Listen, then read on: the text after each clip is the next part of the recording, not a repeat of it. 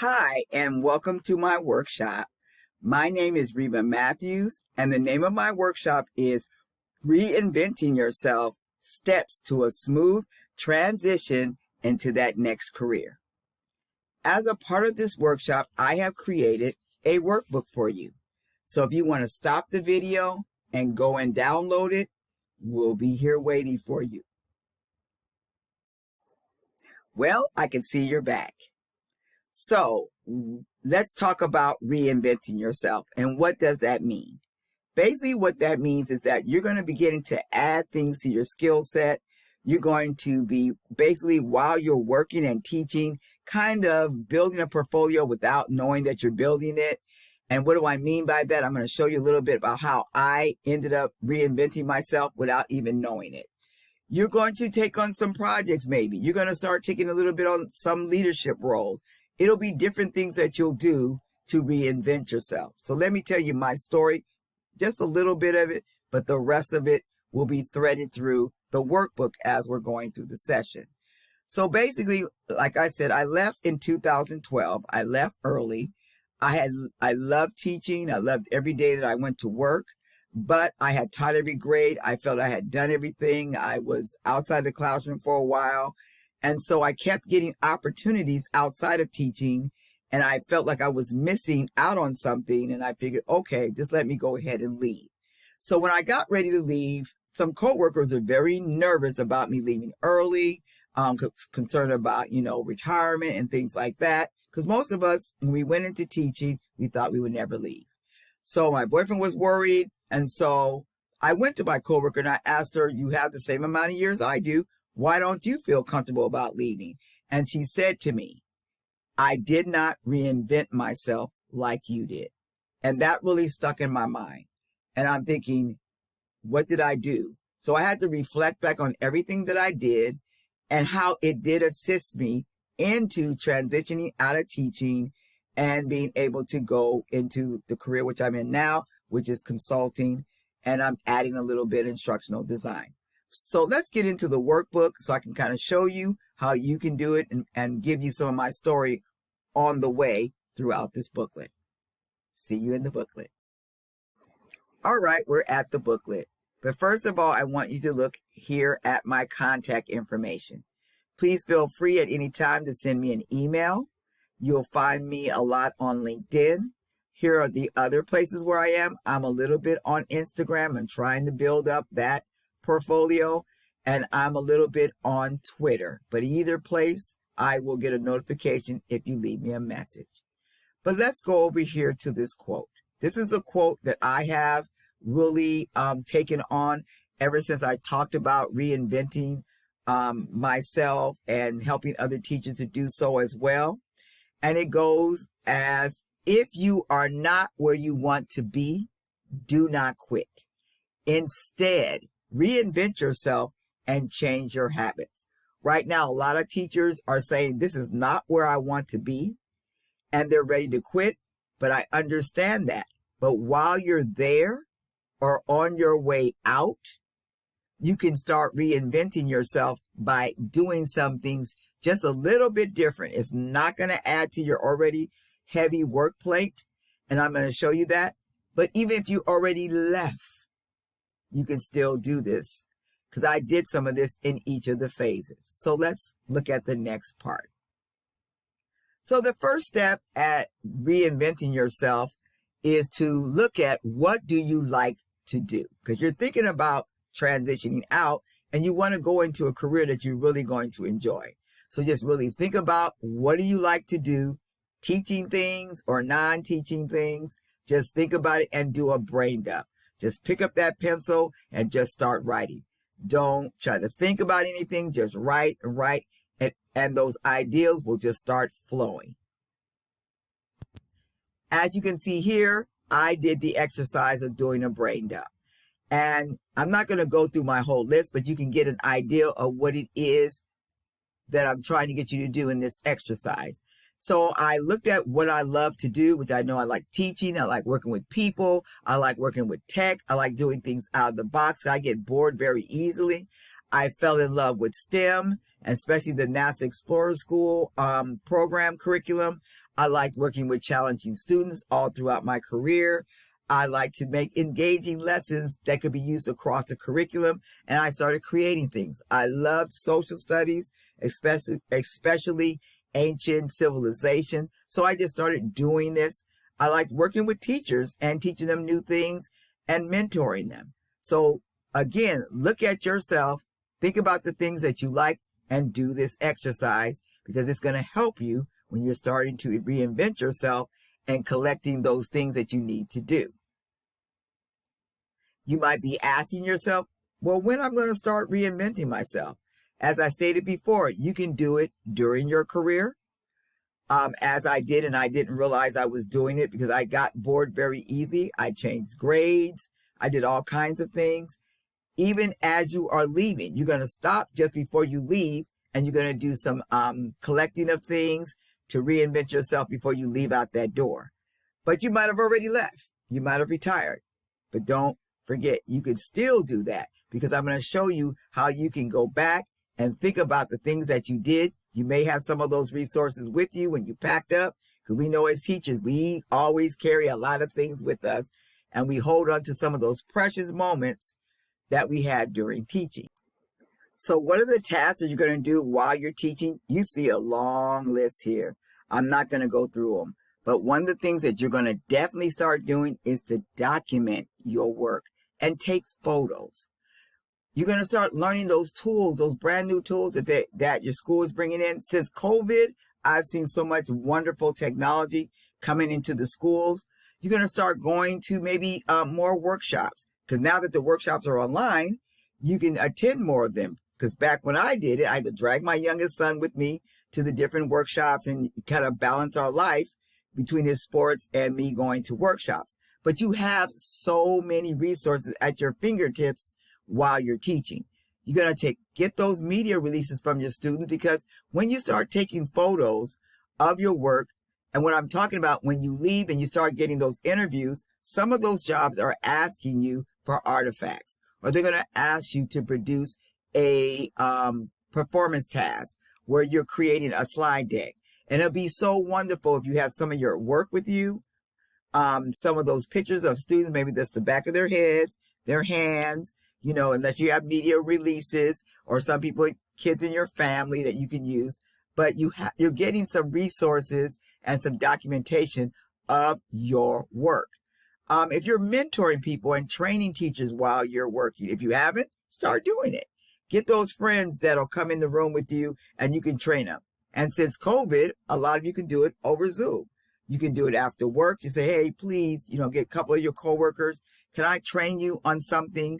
And it can be what you're passionate. If it's reading, if it's writing, if it's data, get in there and start mentoring and training teachers and holding those sessions, but also get a testimonial from them.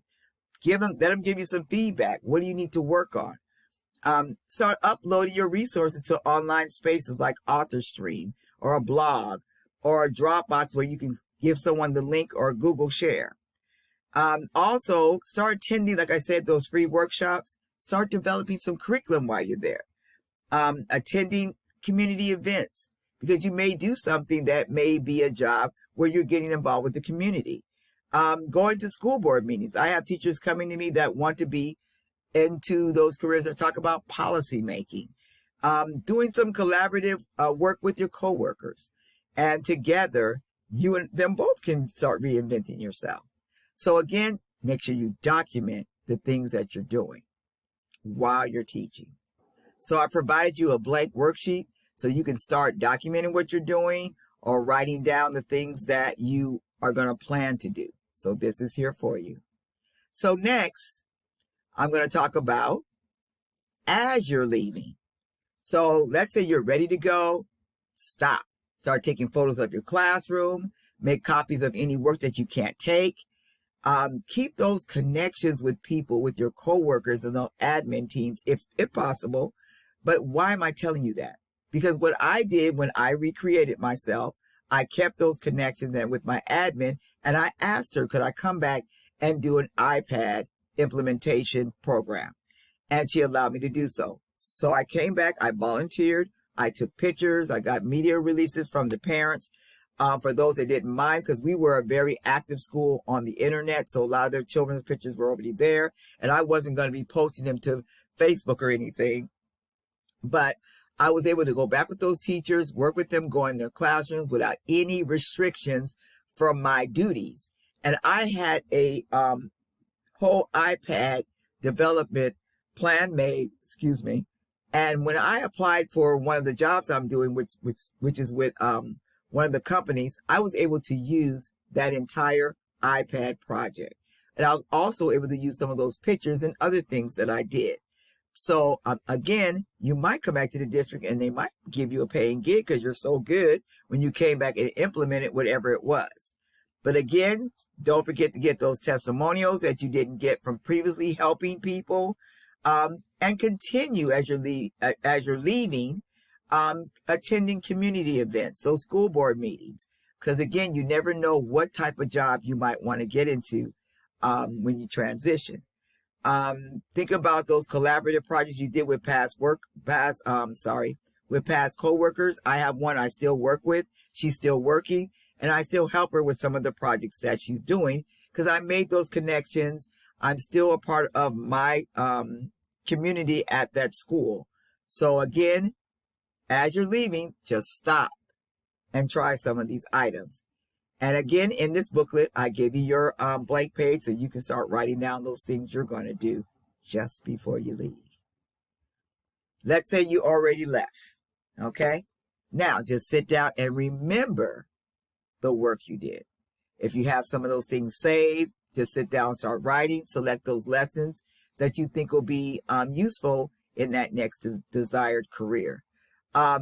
While you're retired, start learning some new tools and the variety of devices that you have and that are out there.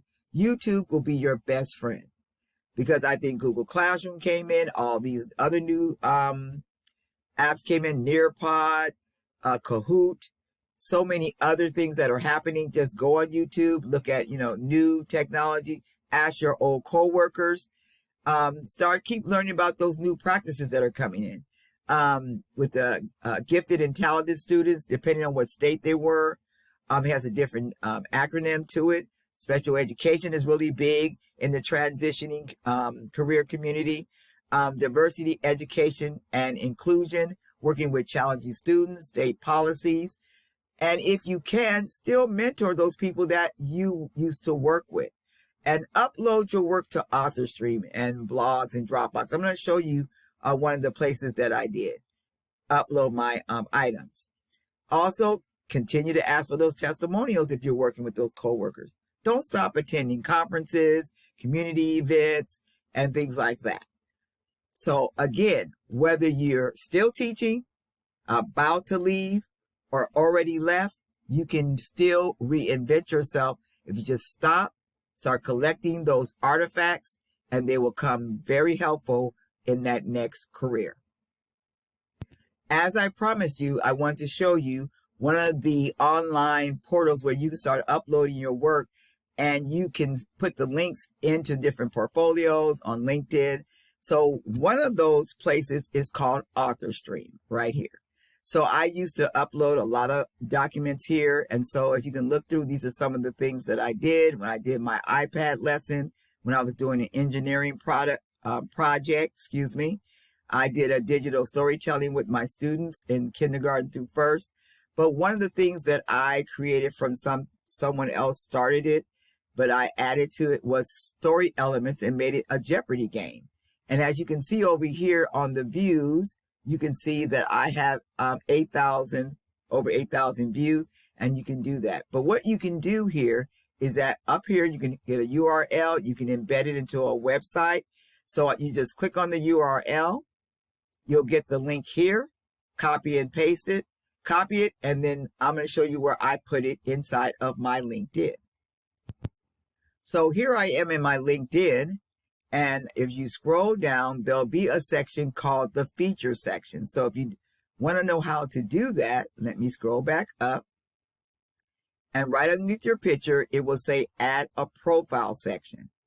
So you click on that, and then you look, and it will say, because I've already added my feature section, but if you click on recommended, it'll say add featured. And what you're doing in that section is that you're going to profile your best work. So when I scroll down, I'm going to get to my feature section. So here, if you go back, I added when I was in your summit last year, and I'm so grateful for that. And I will put the new one in it this year when we get started. Here, I did some instructional design work. So I did it from different genres of careers, if that's the correct term. So I did one for employee training. I did one for soft skills, teaching individuals how to use Evernote for note taking. This is where I kept those good contacts from my previous job.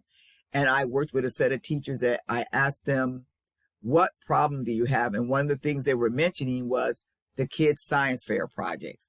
They were bringing in the boards. They were never correct. They had gone over them with them. So basically what I did, I created a course for students here. So if I click on it,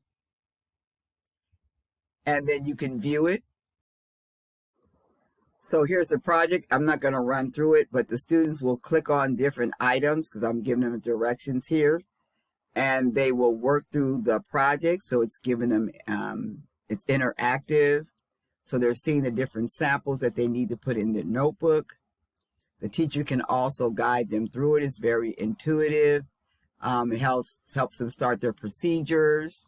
So if they click on that, it takes them through, what they're supposed to do as far as, their procedures. It's forcing them to finish out each section so that they're not just jumping through it. So it talks about making a title, how to do their purpose, because a lot of times they're having difficulties with this. And, they click on different icons here, but I'm not going to go all through it. But here they're going through the entire thing of the board. And the teachers did say that it was very helpful, and they started to get at least 80% of the boards did come back correct. So again, this is something you can spotlight for yourself on your LinkedIn. And coming back to the LinkedIn, one thing I didn't show you was how to add these items here. So all you would do is click on this for adding. You can add an article, newsletter, post, a link, and I usually add a link. Drop the link in here, click add, and the item will show up in your featured carousel here. Okay? So that's a way you can, those items that I was talking about, saving your work, documenting it, making videos, an article, or whatever. This is the best place to put it. You don't have to have a portfolio because I don't have one. For recruiters to reach out. I've had recruiters reach out to my work that's just been on LinkedIn. Okay, so I just showed you how to save some of your projects. But again, one of the things that you need to know is that when you're entering these new careers, there's going to be some new tools that you need to be aware of, have to have interacted with, even though it wasn't something that you had to use on your job. We know that most of us are using email. You might be using some tools in Google, and so forth. But here are some tools that you're going to see in a lot of the job postings, and I listed them here for you. The reason why I listed PowerPoint, because a lot of you have used Google Slides.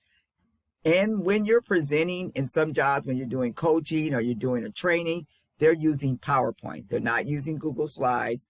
So you will have to learn how to use that, adding some of the features. And again, on YouTube, and there's a lot of other training sites that will help you get better at your PowerPoint skills. They do use some of the Google tools because of online working now. A lot of times they use Google Docs and Slides, but they will not put proprietary things inside of Google. They will be on a PowerPoint slideshow that they send to you that's housed into their LMS or whatever you want to call it for that particular working environment. They will store things in these different items like in Dropbox and Google Drive and Box. Again, they will not put proprietary things in Google Drive.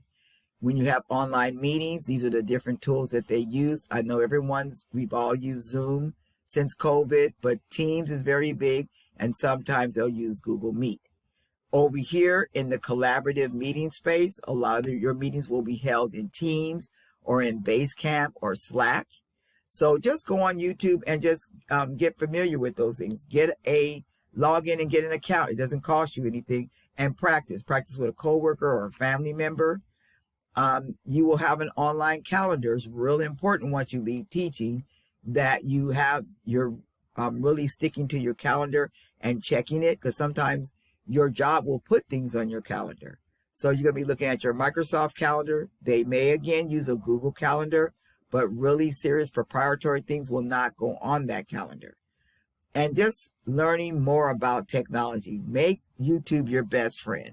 You may already be using a smart board. Go to YouTube and find out some other ways to use that smart board. And the most important thing, up your people skills. Corporate life is let me correct myself. Corporate life is a little different from the education world. So you really have to look at things like reading and responding to emails is seriously important. They may ping you in one of these collaborative working spaces. You'll be responding to customers. Sometimes we respond to parents, and sometimes parents that can be sometimes, I'll say, quote unquote, aggravating. We can react to them a little differently, but when you're reacting to customers, and then with something that some of you guys will find, these companies are making money, and it's based on their customers. So your interaction with customers and interacting with coworkers, everything's, people have different hierarchies, different positions. There'll be salespeople, there'll be vice presidents, presidents, directors. So your interaction with them will be very different, and how you're supposed to respond to them.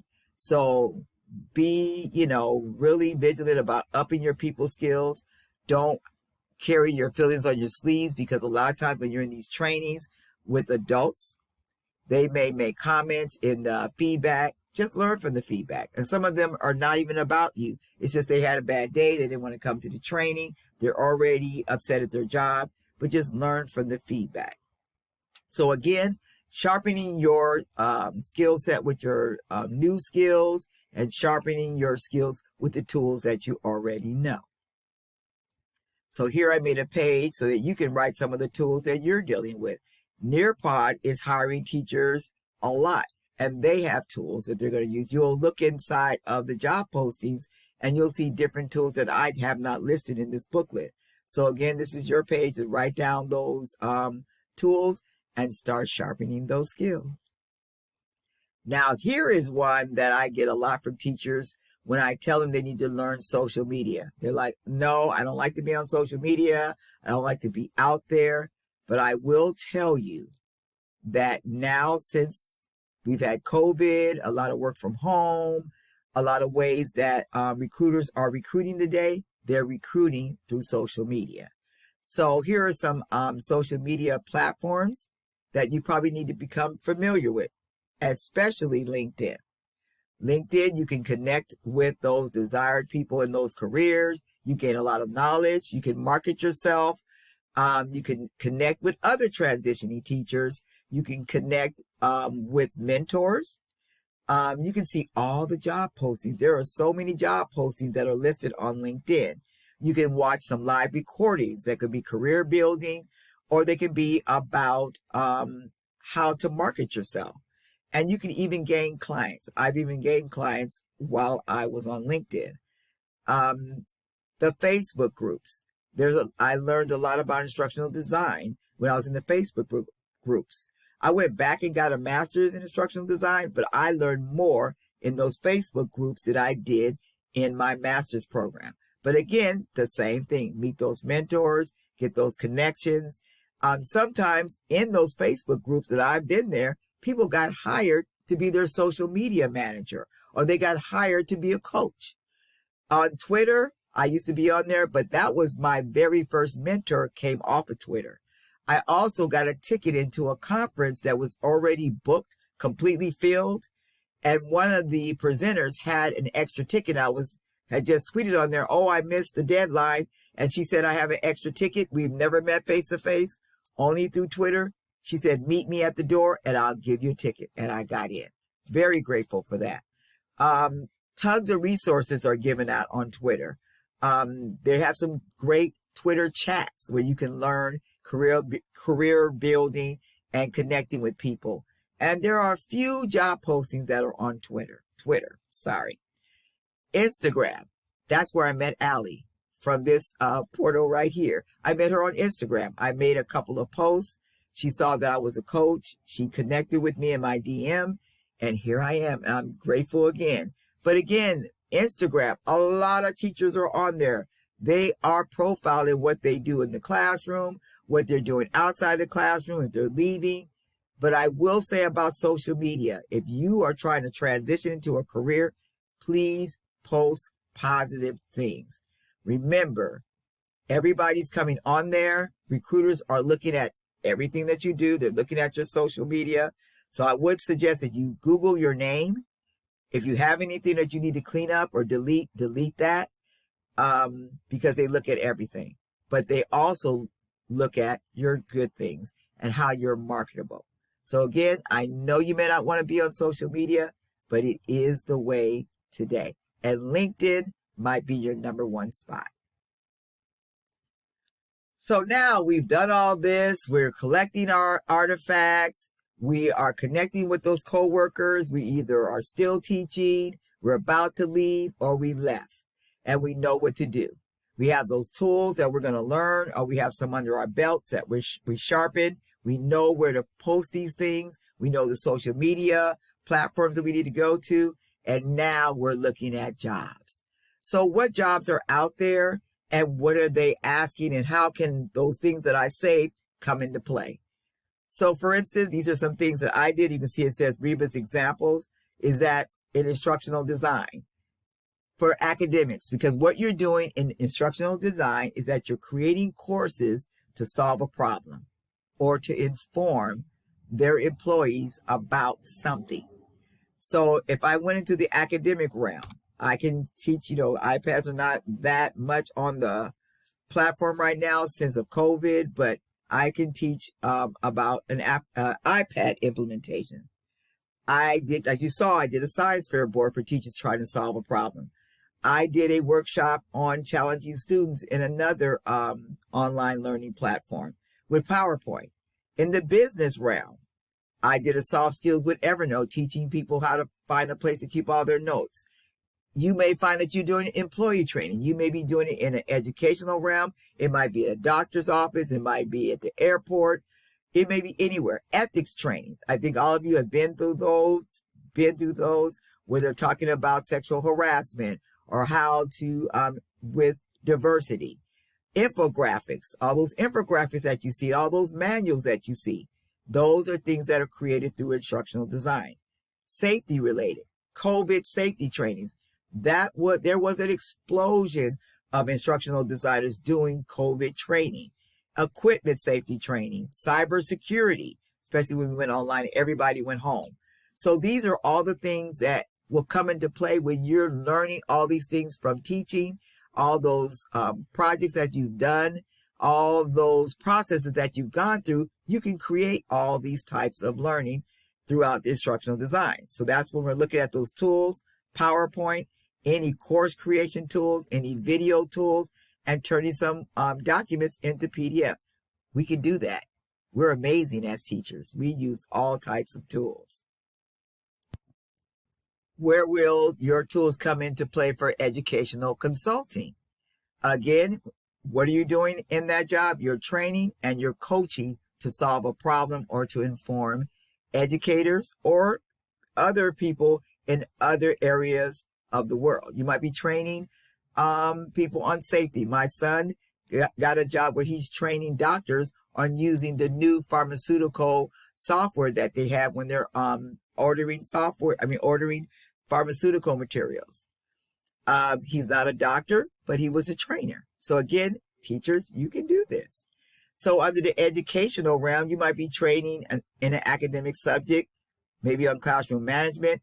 You might be training on a school curriculum adoption, like a textbook adoption or technology adoptions. We've all sat through those meetings when those individuals came in and they were consultants. You might also be coaching struggling teachers. They have a lot of those programs and companies out there for teachers that are struggling.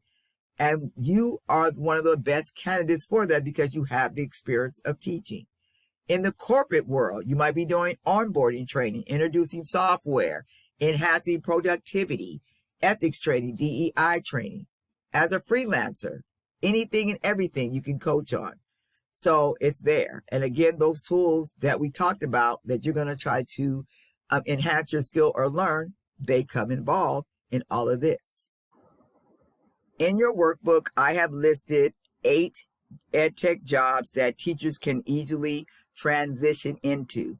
But as preparation, as I'm talking about, is that reinvention of yourself. That's learning those new skills, learning how to reword what you're doing, understanding the type of technology they may be using, having those artifacts ready in case they ask you to do a performance task.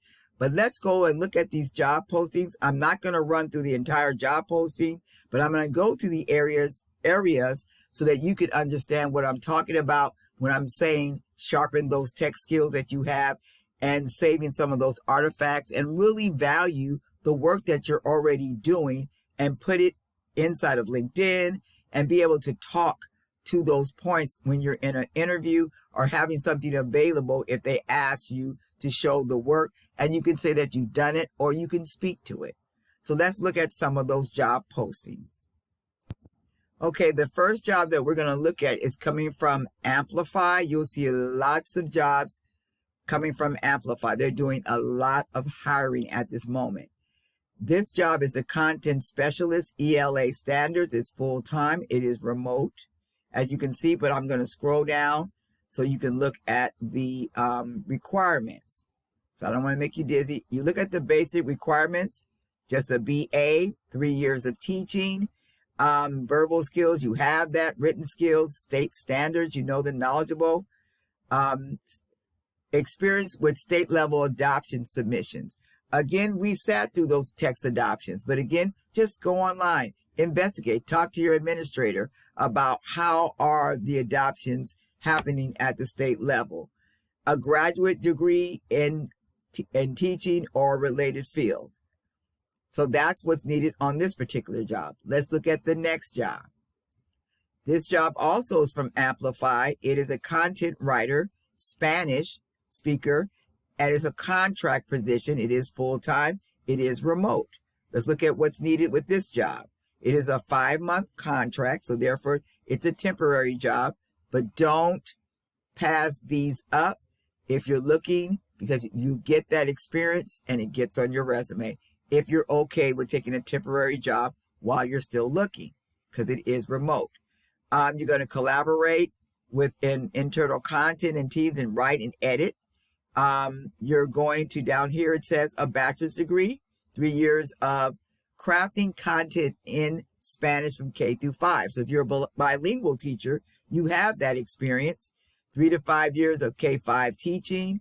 You're either a native speaker or a bilingual teacher, and it has this special coding here that you will recognize. Again, some other proficiencies they want. Great communicator, and teaching experience in bilingual or dual language schools. All right, let's look at the next one. Here's one from BrainPop. Everyone loves BrainPop, but it's a social media manager. So let's scroll down. I'm going to go past the description. Here, you'll define and develop BrainPop's social media strategy across all channels. Remember, I was talking about learning all those different platforms, Facebook, Twitter, YouTube, TikTok, Instagram, all those things. If you love getting to social media, this is the perfect job. You'll develop media campaigns. They'll help you with that. Stay informed of trends. If you're on social media, here they're talking about their different tracking platforms. Google Analytics. Again, you can go on YouTube and learn a little bit about it. You don't have to be an expert when you get to these interviews. They want to know at least you went and did your research. Use research and industry best practices to make judgments about the social content. If you're excited about organic, engaged social media, on your resume, 3 to 5 years of social media management. How do you get that experience? You have a friend that has a business, or you have someone that's doing something in particular. Do one for your school. Ask your administrator, I want to do some social media about my class. Some of you have already been doing that. Go online. There are videos about the day in the life of a social media manager. Making templates. We know that's Canva, on the fly, using Google Analytics. Nice to have. Nice to have means you don't have to have it, but it's nice. It says experience with digital communities of parents or educators. You got that. Working with educators, ed tech brands, and organizations. Then they talk about the life at BrainPop, and we know that will be wonderful. Here are all the states that they're looking for. Think you can handle it? I think so. Here is a job for Project Manager 1. Again, it is on Indeed, so just sign in and make yourself an account, something you can do very easily. It's with the company of Renaissance. If we scroll down to see the description, it is a global leader in pre-K-12 educational technology. So let's scroll down. You're going to be using represent teams across functional projects. Again, just look at the job's description very carefully. A BA. Master's is preferred, but it doesn't mean you have to have one. 2 years of experience of managing educational projects. You see what I'm talking about? Just pick a project and do it. Even if you do it while you're leaving. 2 years of doing a project. We've done projects all the time we've been teaching. Kind of think about what you've done. Demonstrated successfully roll out a project and the process changes. So when you started your project, do a longitudinal study about when you first started it, how you began, and how things happen along the way. How did you have to revamp things or review things or change things? Skills. Here's all the project management skills. Look at them. Pull from your strength. Pull from the things you've done. Okay? Qualifications. All right? Well, we are at the end of my session, and I want to thank you all for coming in, and I hope that I was able to help you reinvent yourself no matter where you are in your phase of transitioning out of teaching. Whether you're still teaching, whether you are about to leave, or whether you've already left or retired, you can still reinvent yourself because I'm still doing it. So think about those lessons that you can repurpose. Think about those projects you can create, keeping those connections within your school community or district, sharpening those tools that you already know, and learning some new technology tools. You can do it no matter where you are in your phase. But the other thing I wanted to tell you that I'm really happy to talk about is that I had the honor of the teacher transition community asking if I would join their fabulous team of coaches. So if you are a member of the teacher transition community, or if you're going to be a member after these sessions from this summit, I will be with this wonderful team of coaches in their monthly coaching sessions. So I'll hope to see you there. And again, I want to wish you all the best in your choosing of your desired careers. And remember, you can always reinvent yourself no matter where you are right now. All right. Talk to you soon. And I wish you the best. Bye-bye.